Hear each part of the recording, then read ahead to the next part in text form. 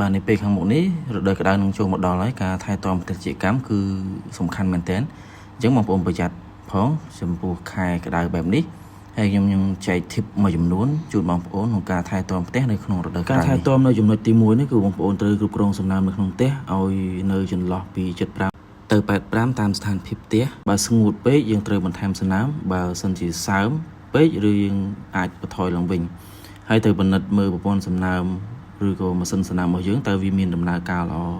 ឬអត់បើសិនជាមានបញ្ហាខូចយើងត្រូវដោះដូរភ្លាមៗកុំឲ្យមានបញ្ហារហូតដល់ជ្រុះសបុកឬក៏ឡើងកម្ដៅខ្លាំងក្នុងផ្ទះចំណុចទី2បើសិនជាផ្ទះបងប្អូនមាន sensor កម្ដៅបងប្អូនអាចពិនិត្យមើលបានសីតុណ្ហភាពក្នុងផ្ទះកុំឲ្យលើសពី32មានន័យថាចន្លោះពី27ទៅ32គឺជាសីតុណ្ហភាពមួយដែលល្អដែលអាចឲ្យសត្វជីកម្មរស់នៅបានស្រួលចូលដល់ចំណុចទី3បងប្អូនអាចពិនិត្យអាងទឹកជុំវិញផ្ទះបើសិនជាវាស្ងួតឬក៏វាមានបញ្ហាអីបងប្អូនត្រូវបន្ថែមទឹកកុំឲ្យវាហួតដើម្បីការពារសត្វរំខាន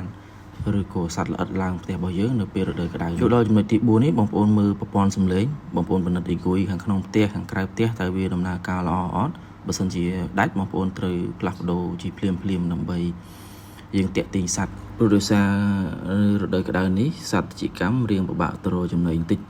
ហើយវាអាចទៅរកទៅចំណីនៅឆ្ងាយដូច្នេះការដាច់សំឡេងតាំងពីច្រកទី1រហូតដល់ពីលើផ្ទះមានន័យថាពីលើផ្ទះរហូតដល់ច្រកទី1ដល់ក្នុងផ្ទះបងប្អូនត្រូវពិនិត្យកុំឲ្យវាមានបញ្ហាដាច់ប្រព័ន្ធសំឡេងណាដែលធ្វើឲ្យរំខានដល់ផ្ទះជីកម្មរបស់យើងណាបងប្អូនចូលដល់ចំណុចបន្ទាប់គឺសំខាន់ដែរបងប្អូនពិនិត្យទៅលើសត្វល្អិតនិងសត្រូវរំខានមានដូចជាកដោពស់តកែសម្ោចកលាតអីផ្សេងបងប្អូនត្រូវពិនិត្យជាប្រចាំផងដែរ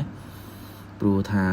ការរំខានពីពពួកសត្វល្អិតនេះធ្វើឲ្យផ្ទះរបស់យើងថយកំណើនដូច្នេះការថែទាំផ្ទះជីកម្មនៅក្នុងរដូវក្តៅនេះបងប្អូនធ្វើម៉េចកុំឲ្យផ្ទះរបស់យើងក្តៅពេកដែលធ្វើឲ្យប៉ះពាល់ដល់សបុកដល់សត្វរបស់យើងមានថយចំណានអីចឹងទៅ